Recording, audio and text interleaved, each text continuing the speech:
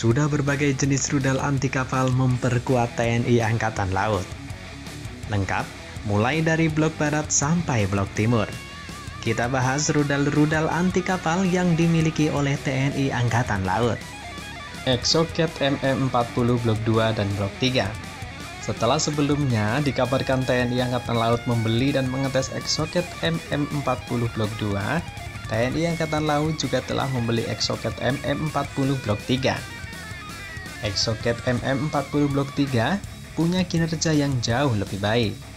Sebut saja dari jangkauan. Bila Blok 2 hanya bisa menyasar target over the horizon sejauh 120 km, maka di Blok 3 jangkauan ditingkatkan hingga 180 sampai 200 km. Peningkatan performa tak lain berkat adopsi pendorong dari jenis Turbo Mega TR40263 Turbojet buatan Nammo dengan booster roket. Sedangkan MM40 Blok 2 masih memakai solid propellant dengan booster roket. Meski begitu, dalam hal kecepatan MM40 Blok 3 masih sama dengan Blok 2, yakni ada di level high subsonic dengan Mach 0,93 ber-high G manuver tinggi. Dari sistem penuntun terminal pada fase akhir, rudal Exocet Blok 3 juga dilengkapi dengan GPS guidance hingga lebih dari 10 waypoint, sehingga bisa menyerang kapal atau sasaran permukaan dengan sudut serang yang rumit, agar pergerakan rudal ini susah untuk diantisipasi penangkis rudal dari kapal perang lawan. Selain itu, Exocet MM40 Blok 3 juga dibekali laser gyro, GPS, ANS, radar aktif G-band, dan image recognition. Exocet MM40 Blok 3 mempunyai radar cross-section yang kecil, dipadukan dengan mesin beremisi panas rendah, membuat MM40 Blok 3 diklaim sebagai stealth anti-ship missile. C802.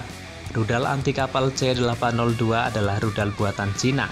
YJ-8 adalah nama lain dari C802. C802 mampu menjangkau sasaran yang berada di balik garis cakrawala. Dikadang, rudal ini memiliki spesifikasi yakni berkecepatan subsonik, sanggup melakukan terbang seismic jamming, mampu melakukan attack flight dengan didukung sistem teknologi penjejak sasaran mutakhir. Keunikan dari rudal ini adalah setelah sasaran yang dituju telah dikunci dalam jarak beberapa kilometer, maka secara bertahap ketinggian terbang YJ-8 akan anjlok hingga tinggal 5-7 meter dari permukaan laut.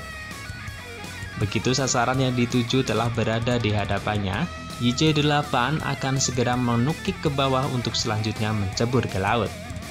Tujuannya agar ia dapat dengan telak menghajar daerah lambung sasaran pada titik sekitar garis air kapal. C705. C705 dibuat di Cina oleh pabrik China Aerospace Science and Industry Corporation. C705 merupakan keluarga seri rudal C70X. Rudal ini merupakan pengembangan dari rudal C704.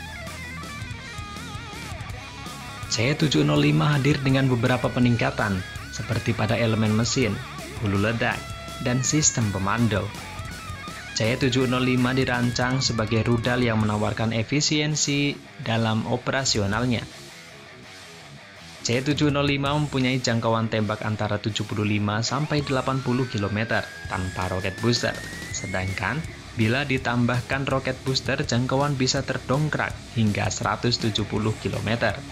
Kecepatan C705 masuk dalam kategori rudal high subsonic. Menggendong bobot hulu ledak, rudal ini mencapai 110 kg HVDT High Explosive. C705 mempunyai kemampuan sea skimming, yakni terbang rendah di atas permukaan laut. C705 mengombinasi sistem pemandu dari radar, infrared, GPS, dan GLONASS.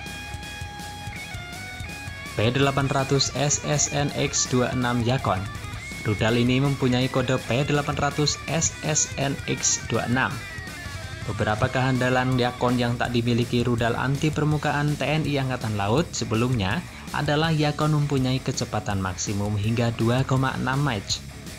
Ditambah lagi, Yakon mempunyai jangkauan tembak sangat jauh, tidak tanggung-tanggung, hingga 300 km.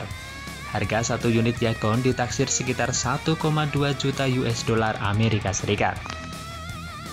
Di udara, rudal ini akan terbang dengan kecepatan 2,5 Mach. Rudal akan kembali turun hingga ketinggian 10-15 meter di atas permukaan laut. Saat rudal berjarak 50 km dari sasaran, shaker radar akan bekerja untuk memilih sasaran yang ditentukan. Jika data benar, maka target akan di-lock on.